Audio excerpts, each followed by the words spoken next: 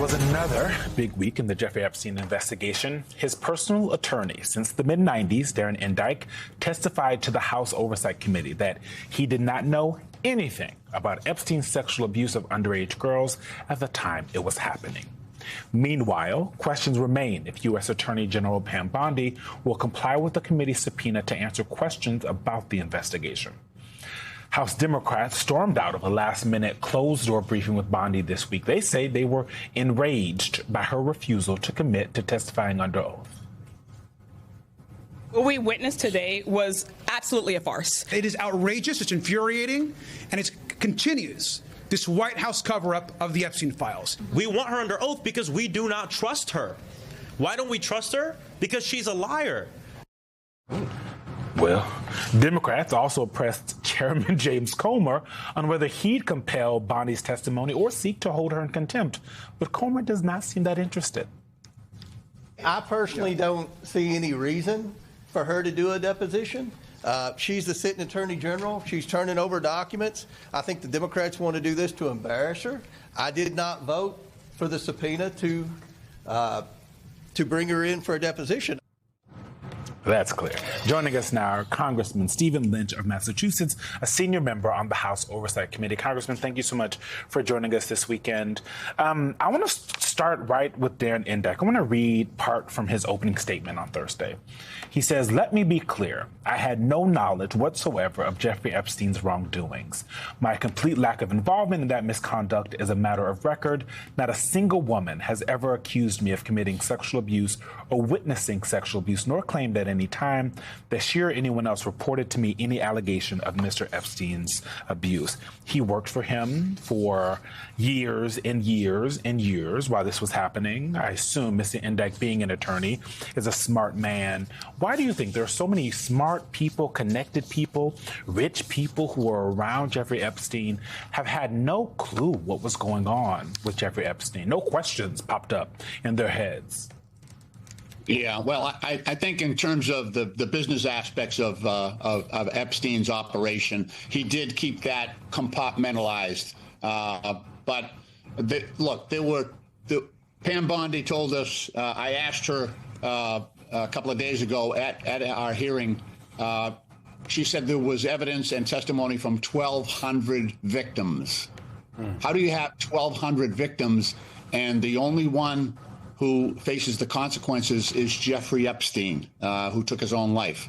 So that's a sad statement that the U.S. law enforcement, the FBI, local police, 1,200 victims, and we can't come up with anyone to prosecute or to charge in this case. So it's obviously been a system of obfuscation and protecting the powerful, both in Miami and in New York. So that's our task on the Oversight Committee. That's what my colleagues and I are trying to do, and a small group of Republicans as well, to try to get the truth out here and find justice for these women. You know, Congressman Lynch, there's something that Comer said, Chairman Comer said in that intro side, just jumps out at me, where he says, "I personally don't see any reason for AG Bondi to do a deposition." That sort of strains credulity here. Now, he's the chairman. Yeah.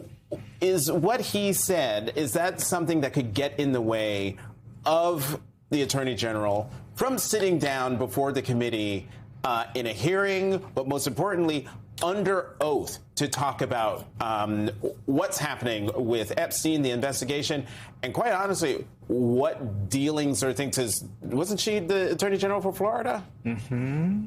Yeah, I've got questions. Yeah. Well, obviously, he's signaling that's what Trump wants. We do have, like I said, a small group of Republicans who joined us on the subpoena. That's a lawful subpoena, and she should be sitting before us and answering questions. Remember, she told the American people that the client file was on her desk. That was a lie. She told us that okay, there's no need to look. There's no more documents. Then, shortly after that, we found that there were 6 million documents from the FBI. We had to pass an act of Congress to get her to cooperate an act of Congress, the Epstein Transparency Act, just to get her to give us documents. And then she said, okay, you've got the documents. She gave us 3 million documents, except we later found out, because of our own records and because of the victims' records, that she hadn't given us any of the stuff that had Trump's name on it or his connection with it. So she's lied repeatedly. That's unfortunately, and I told her the other day, is because of the repeated lying that we've got to get her under oath, that we have to have her sworn testimony. And even then, I'm seriously doubtful of her veracity. I do not believe she will tell the truth. That's a sad statement, but it's true. Congressman, who do you think she's getting her directives from? Or is this strictly incompetence? No, she's getting her direction directly from the president, because she was red hot on this case, and so was the president to a point. And then I think when he found out that there were thousands of references to him in the files, that he said, okay, we're done with this.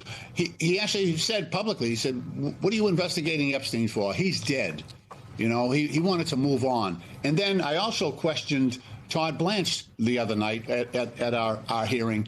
And I told him point blank, I said, I think what you did with Ghislaine Maxwell, taking her out of a maximum security prison and putting her in a country club setting is witness tampering. He never responded to that. But, you know, I think there's been a full-on effort here to obstruct justice for a very, very long time. So what are the next steps with regards to Pam Bondi? It seems like there could be some support to hold her in contempt of Congress. Is that something that's currently being discussed? Yeah, well, we expect her to testify subject to a lawful subpoena. So there's a whole legal fight, but it's a lawfully issued subpoena, and we expect her to testify. So that's sort of the next point of contact, and we'll have to refer to the courts if she refuses to testify. But others have testified under similar circumstances. You know, we just had former president, former first lady testify as well. Congressman, if she does indeed testify, are you anticipating the kind of antics in her testimony to y'all that she has given to other congressional committees, where she walks into the room with a burn book and basically does a roast of the panel? Yeah, that will happen, I'm sure. But, you know, we just got to suck it up and do this. And we also have, you know, verifying evidence on the questions that we have. So she would be exposed to serious risk if she were not truthful. So those are the consequences. Congressman Stephen Lynch, thank you so much for coming on the show this morning and for your time.